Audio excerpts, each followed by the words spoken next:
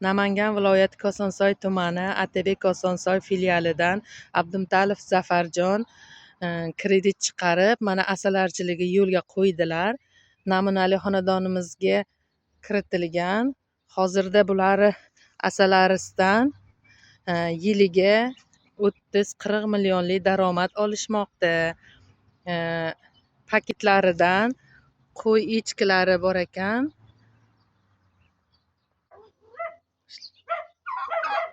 Bu parrandalarni yetishtirish juda qiyinchiligi bor, lekin bir yilga 60 ta 70 ta qilichalar tayyorlab xohlovchilarga sotsa ham bo'ladi. Go'shtga yangi yil dasturxonni besatsa ham bo'ladi. 12 kilo 15 kilogacha go'sht qila oladi.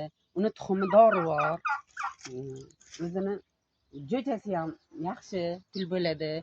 Yangi ochgan jo'jasini 10 mingdan sotsa bo'ladi. Yangi bir kunlik jo'jasini 60 ta shu bilman o'zi 160 ta tayyorladim. Mana hozir sotib, hozir endilikda qamab qo'yganlarimdan tashqari mana hozir 15 tasi bor. O'zimga qolgan yangi yilga bolalarga so'yib berish uchun yana bahorda yana ko'paytirsa bo'ladi.